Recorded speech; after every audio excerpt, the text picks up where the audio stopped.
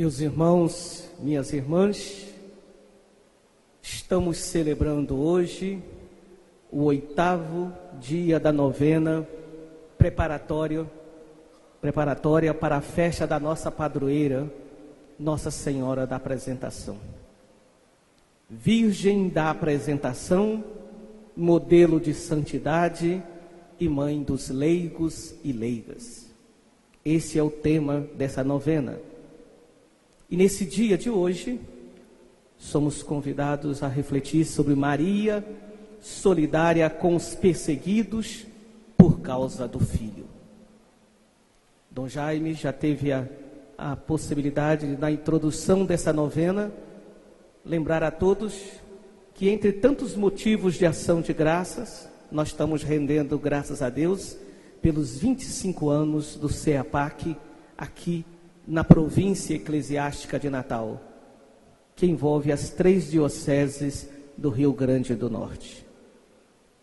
A leitura que acabamos de ouvir aqui, Apocalipse 12, fala de uma mulher perseguida. Esta mulher é a imagem da igreja. Esta mulher também pode ser compreendida como Maria, que é a imagem da igreja. Em Maria, nós vemos tudo aquilo que a igreja deve ser: teófora, portadora de Deus. E quando somos portadores de Deus, não é só Maria, mas toda a igreja, hierarquia e leigos, todos nós pelo batismo, somos portadores de Deus. E se o Deus que nós professamos a fé é o Deus de Jesus Cristo, os sinais de Cristo precisam aparecer na nossa vida: a paixão e a ressurreição. A paixão aparece porque ainda não chegamos à plenitude de tudo e todos uma coisa só em Deus. E se o mestre foi perseguido, os discípulos não serão privados disso. É isso que o livro do Apocalipse nos mostra. Ao mesmo tempo que há uma perseguição, ao mesmo tempo há uma vitória garantida, que é a vitória do Filho, o Senhor da história. O grande desafio nosso é como reconhecermos na história, em meio às contradições da história, os sinais do Filho, o ressuscitado que está no nosso meio. E por isso eu gostaria que nós pudéssemos olhar para ontem, para o dia de ontem, para o dia de hoje e para amanhã. Ontem nós celebramos pela segunda o Dia Mundial do Pobre. Quando o Papa Francisco encerrou o Ano da Misericórdia em 2016, instituiu o domingo anterior à festa de Cristo Rei como o Dia Mundial do Pobre. E ontem nós celebramos pela primeira vez. Claro que alguns pouco evangelizados, pouco catequizados e às vezes se sentindo mestres da igreja, vão dizer que falar do pobre é falar de comunismo. Não é não, minha gente. É falar do Evangelho. A nossa experiência cristã passa pela experiência de um Deus que se encarnou. E ao se encarnar, se fez servo, se fez escravo.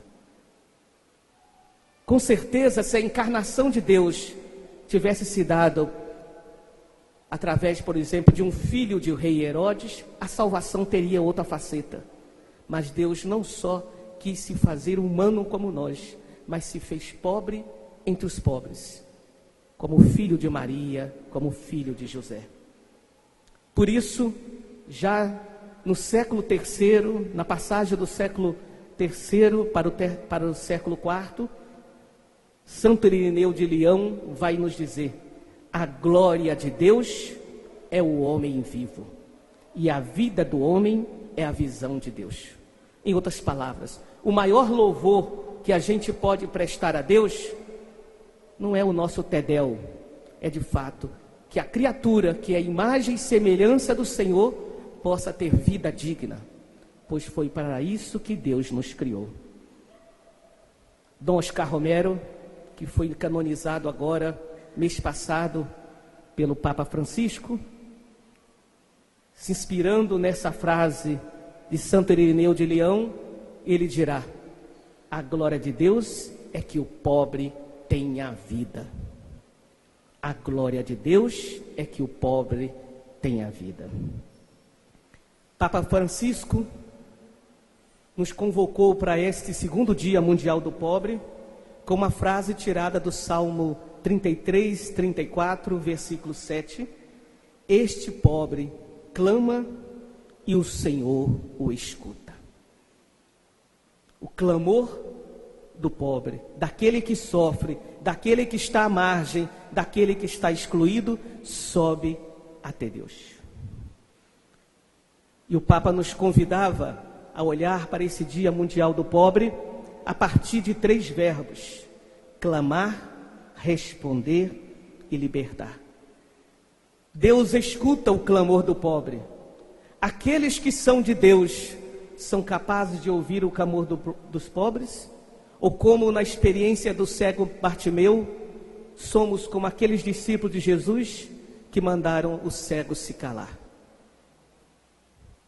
Deus escuta e Deus responde. Qual a resposta que nós cristãos damos diante do clamor dos pobres? E a resposta de Deus é sempre uma resposta que liberta.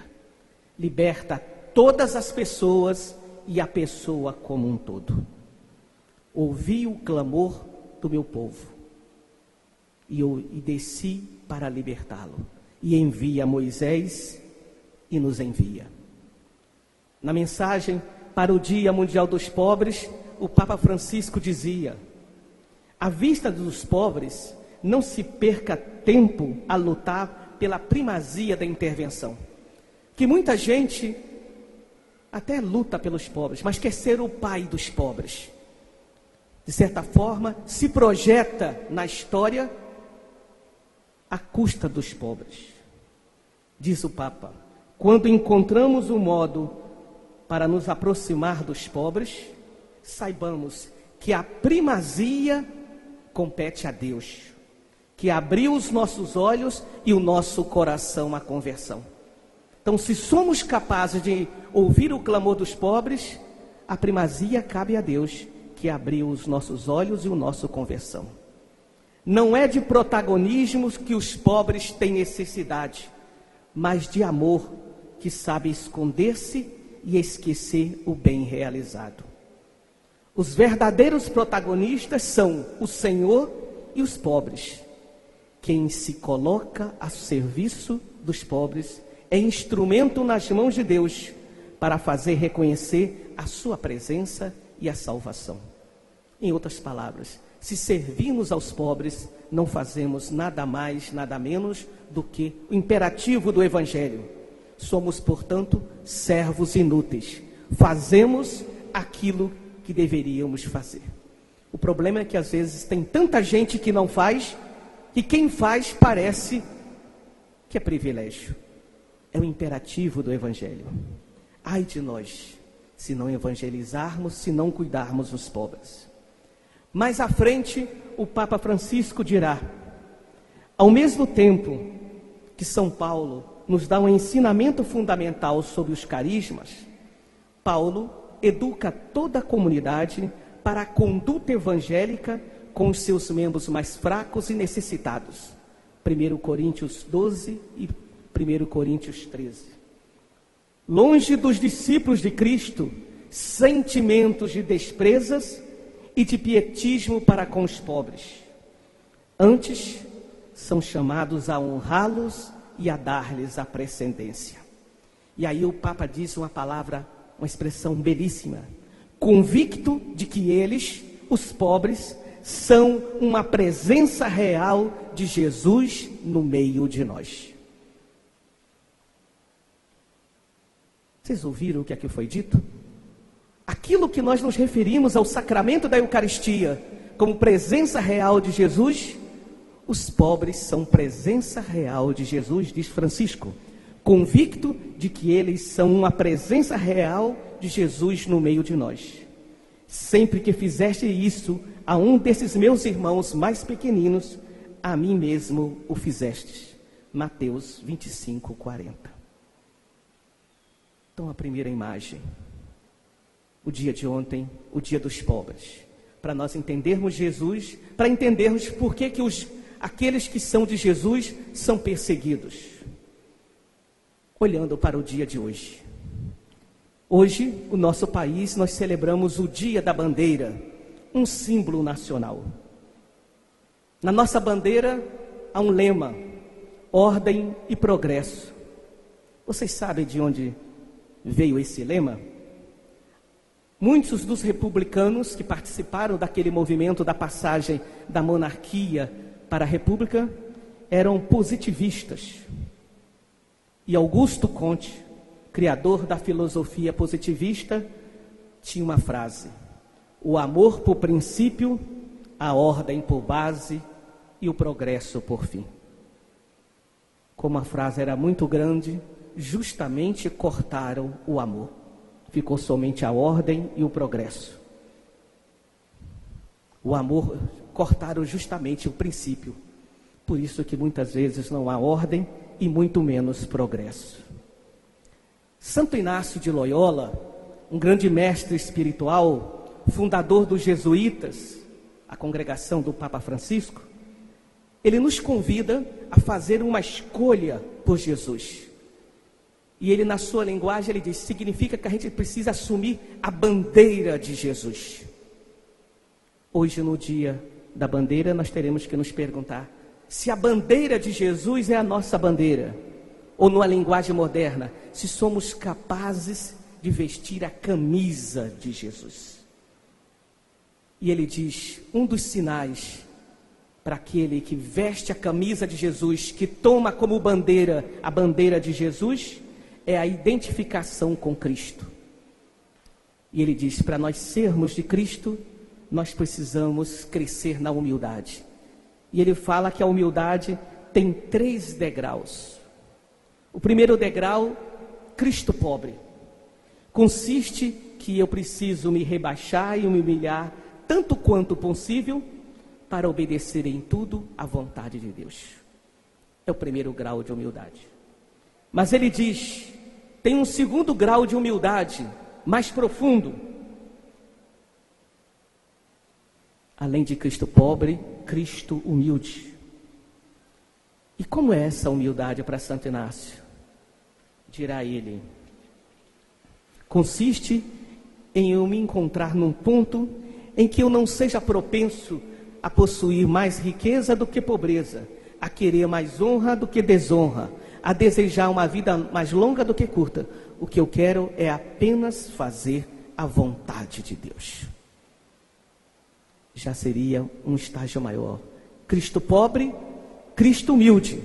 Mas ele diz, mas ainda existe um terceiro grau mais.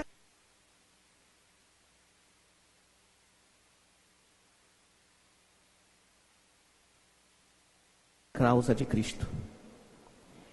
É quando, incluindo tanto a primeira quanto a segunda, sendo iguais o louvor e a glória, sua divina majestade, para imitar a Cristo nosso Senhor e me assemelhar a Ele mais eficazmente, desejo e escolho a pobreza com Cristo pobre, em vez da riqueza, o opróbio com Cristo coberto de opróbios, em lugar de honrarias, e desejo mais ser tido por insensato e louco por Cristo, do que antes de todos, tal como dito foi, do que sábio prudente neste mundo.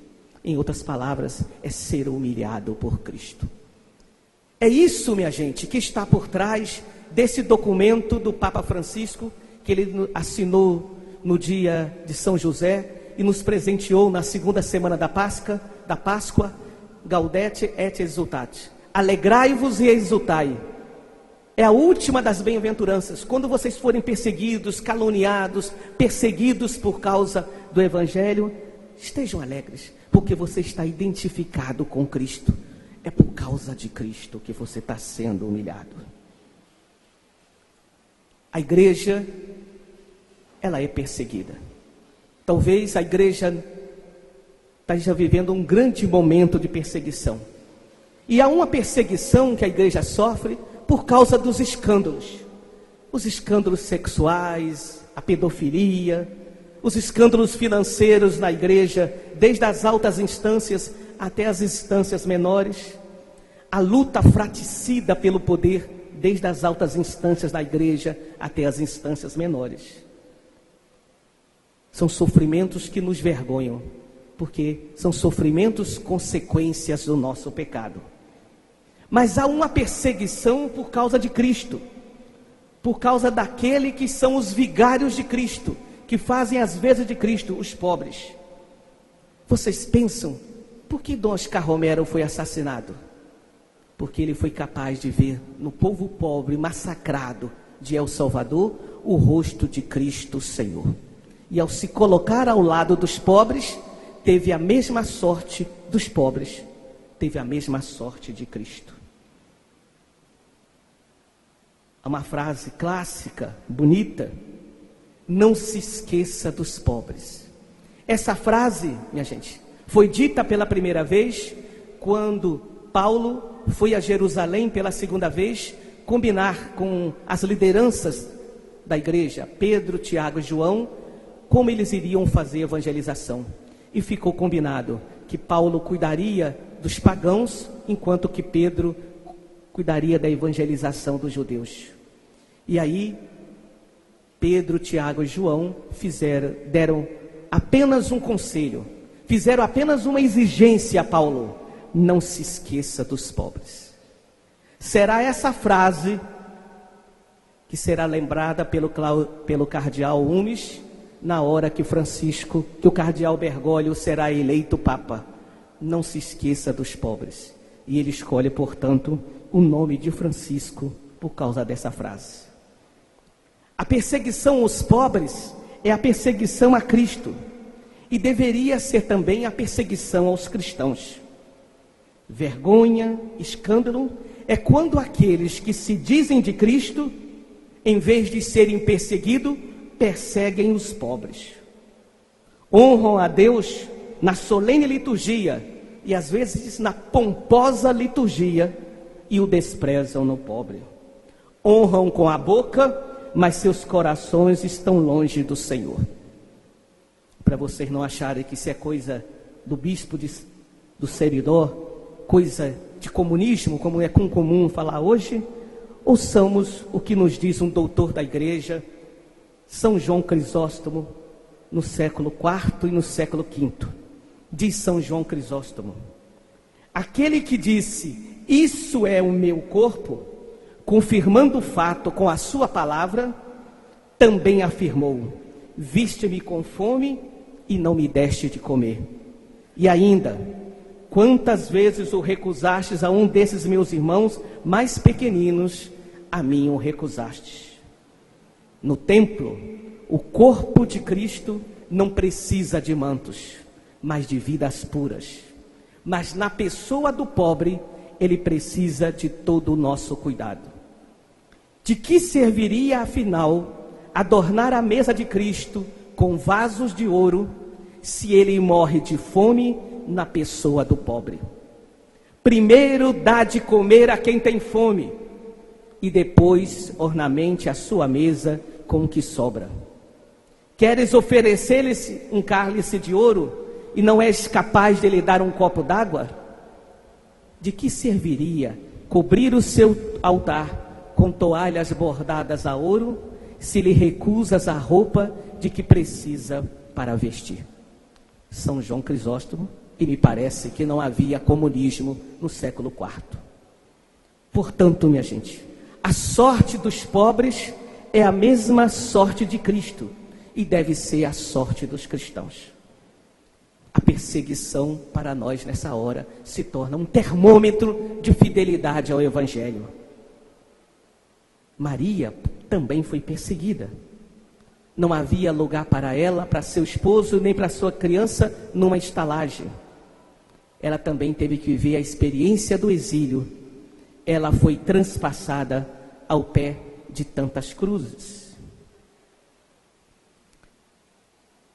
diante de uma igreja que muitas vezes não teve coragem de compreender essa verdade evangélica, um grande poeta, Castro Alves, no século XIX, ele já chamava atenção para isso, dizendo: quebre-se o cetro do Papa, faça-se dele uma cruz. A púrpura sirva ao povo para cobrir os ombros nus. Não sei se Castro Alves conhecesse Francisco, se continuaria repetindo esses versos. São Vicente de Paulo nos dirá que os pobres são nossos mestres e nossos senhores. São Vicente terá a ousadia de dizer: se nós estivermos rezando na capela e um pobre tocar a nossa porta e nós deixarmos a oração para atender o pobre, nós não deixamos de rezar. Nós trocamos Deus por Deus. Ontem, dia do pobre, hoje dia da bandeira, nos perguntamos se estamos sob a bandeira de Cristo, a bandeira de Cristo pobre.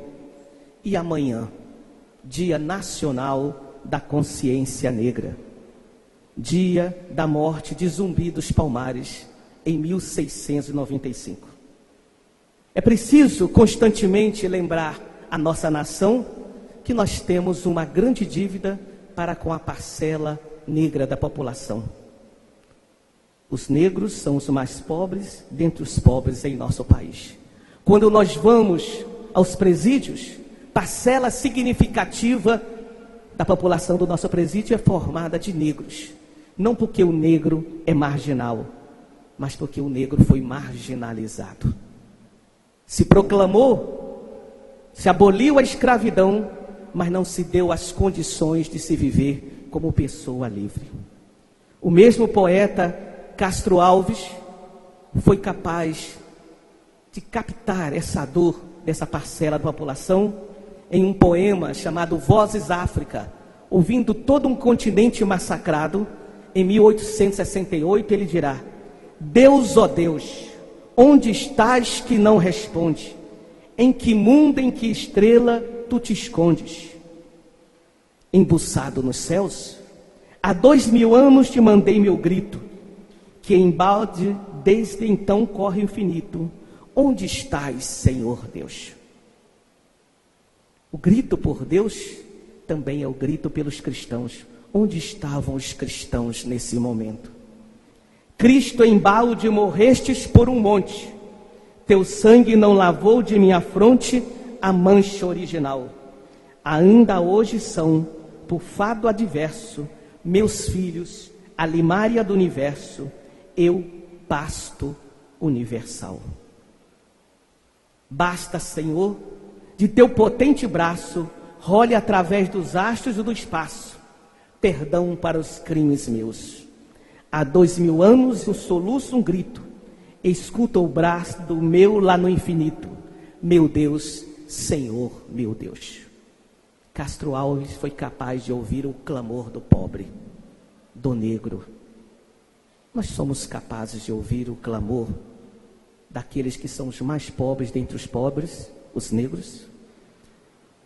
Ainda Castro Alves, em outro poema, Navio Negreiro, dirá: Senhor Deus dos desgraçados, dizei-me vós, Senhor Deus, se é loucura, se é verdade, tanto horror perante os céus. Ó mar, porque tu não apagas com a esponja de tuas vagas, de teu manto este borrão. Astros, noites, tempestades, rolai das imensidades, varrei os mares, tufão. Eu pergunto, quantos poemas desses nós cristãos fomos capazes de compor na época da escravidão? Triste é saber que muitas vezes nós estávamos do outro lado. É muito interessante que a imagem de Nossa Senhora da Apresentação é a imagem de Nossa Senhora do Rosário. E aqui no Brasil, a presença da população negra durante a escravidão na igreja estava ligada às confrarias, sobretudo de Nossa Senhora do Rosário e de São Benedito dos Homens Negros. O que Deus está nos dizendo com tudo isso? E Castro Alves ainda naquele poema, vai questionar a terra brasileira, a bandeira que envolveu tanta escravidão. Ele dirá: a ouriverde pendão de minha terra, que a brisa do Brasil beixe e balança, estandarte que a luz do sol encerra, e as promessas divinas da esperança. Fala bonito do país, mas agora questiona o país. Tu, que da liberdade após a guerra, foste hasteado dos heróis na lança, antes te houvessem roto na batalha, que servires a um povo de mortalha.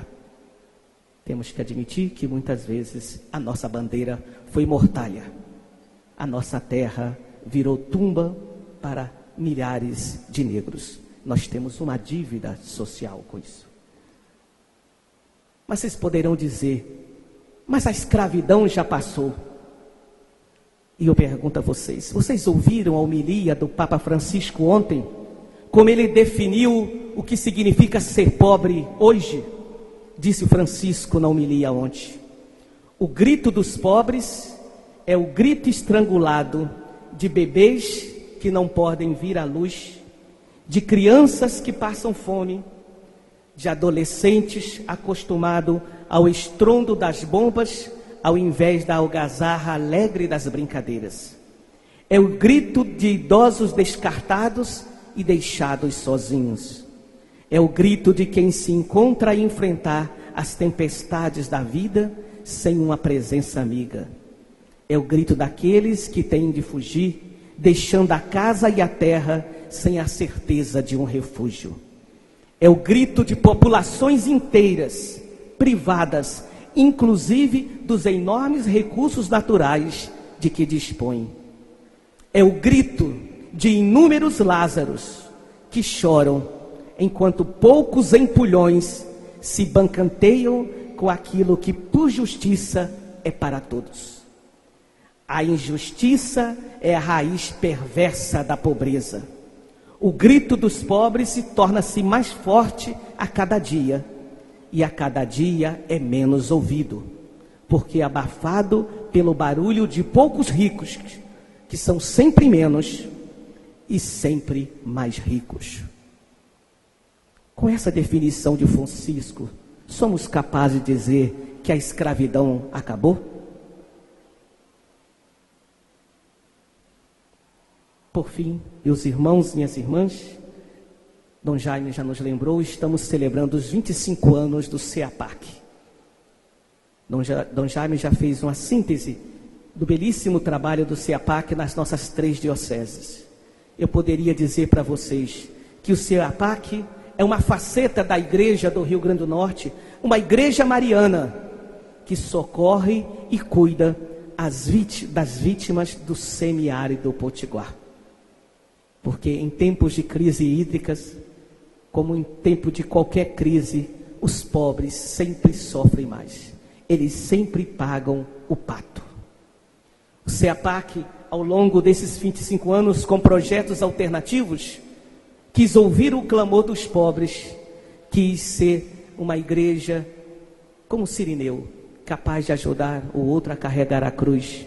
Uma igreja samaritana, capaz de consolar. Uma igreja de esperança. Por isso poderíamos concluir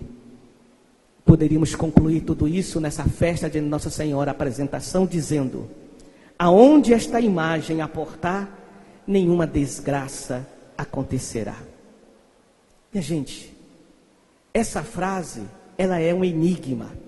E o enigma, ele precisa ser decifrado. Porque se a gente não decifra, o enigma nos engole.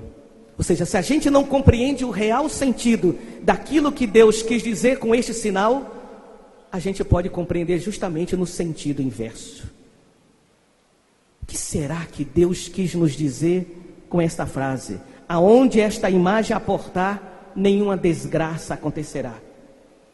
Aonde Maria chegar, ou seja, aonde chegar aqueles que são movidos pelo Espírito de Cristo, qualquer desgraça se torna graça.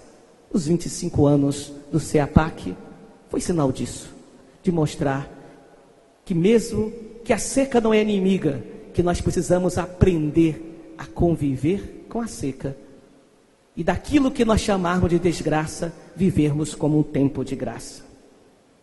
Se para o povo massacrado pela escravidão, Deus revelou a sua identificação através da imagem da negra Aparecida, para nós, povo potiguar, foi através da imagem de Nossa Senhora do Rosário, encontrada no Rio Potengi, em 1753, na festa da apresentação de Nossa Senhora ao templo.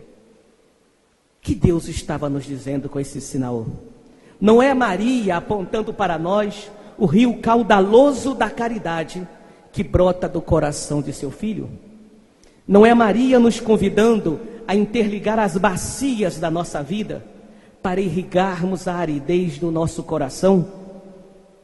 Não é hora da transposição das nossas cercas e dos nossos muros para construirmos as pontes da fraternidade? Não é Jesus, por meio de Maria, nos ensinando a gerar solidariedade para aprendermos a conviver como semiárido da nossa vida? Não é Maria dizendo para o filho: eles não têm mais vinho? Não é Maria dizendo para todos nós: eles não têm mais água? Não foi isso que o CEAPAC fez nesses 25 anos de caminhada? Que ela, a primeira discípula, possa nos ensinar a não cansarmos de fazer o bem, mesmo que por causa disso sejamos incompreendidos, caluniados e perseguidos. Que nessas horas sejamos capazes de exultar e de nos alegrar no Senhor, fazendo do Magnífica de Maria o canto de nossa vida. Que assim seja.